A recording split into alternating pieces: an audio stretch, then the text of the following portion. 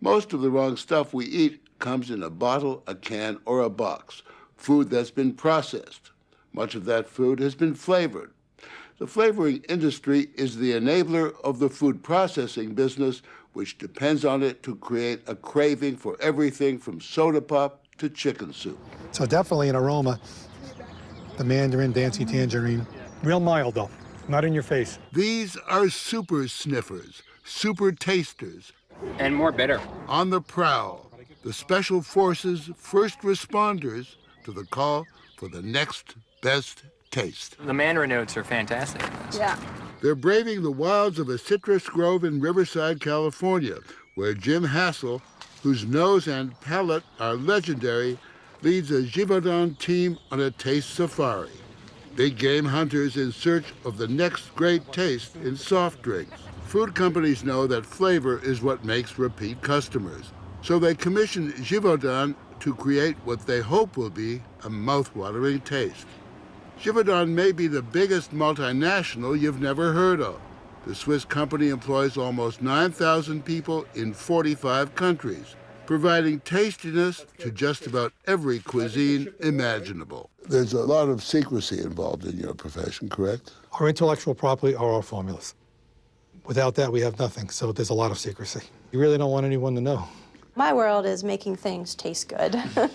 Soda pop and chewing gum flavorist Michelle Hagan has helped Givaudan and the food companies make billions with her secret formulas. I create thousands of flavors, so I need somewhere to put them. And I have a lot of flavors in here. What are these? So here are some oranges and tangerines. 750 flavors, orange, tangerine, mandarins. Raspberry is one of my favorite. I can't even fit all my raspberries on here. How different can raspberries be? Oh, very different, very different. Oh, yeah. You can make them jammy, you can make them sweet, you can make them floral, you can make them seedy. It's endless, really. And the flavor ingredients might not have ever met a raspberry. I have butyric acid artificial, and then I have butyric acid natural. All flavors are combinations of chemicals. Artificial flavors are largely man-made. We have here the whole lineup of some of the chicken flavors. So that's a roasted chicken flavor. It sure is. It absolutely matches it. This is a chicken flavor. As a liquid in the tank. An endless stream of brown liquid, part chicken, part chemical, all flavor. This is the chicken we looked at in the tank right here. Oh. So this is the chicken in the hose. Chicken in the hose, okay. Chicken in the hose, right. We'll stretch this hose out and we'll actually load the liquid into these individual trays. It gets vacuum dried in the oven and it comes out in a dry cake form.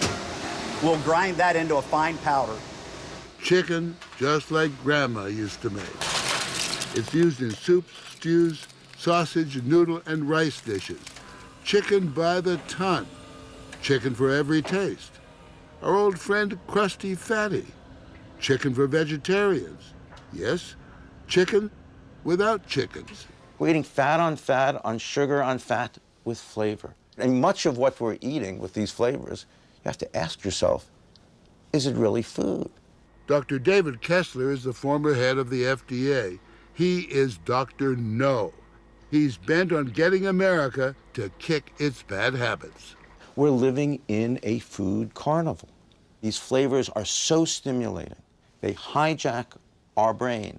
Kessler believes flavorists are accomplices, the hired guns of the food industry. They make food super palatable. What's wrong with that? Don't we want the richness of good taste? Of course, food has to be pleasurable. It has to be desirable. But look around, Morley. Look around this country, and what do you see? Ask the rest of the world how they view Americans, and they will say, we don't want to look like them. Are you saying that the food industry and the flavoring industry together are trying to make and succeeded in making us addicted? Did the industry do this deliberately? No. It learned what stimulates. It learned what people want. There's no question we're trying to create an irresistibility and a memorability. I think, though, that there's then a leap to get to that leads to overconsumption. Bob Pellegrino is Givaudan's flavor czar as Vice President of Global Strategy and Business Development. Your critics say that you provide the means to seduce people into eating too much salt, too much fat, too much sugar, and responsible partly for the obesity in this country. Our business is to make taste experiences pleasurable ones. So I don't think that the flavors create an overeating problem. I think that's a different issue.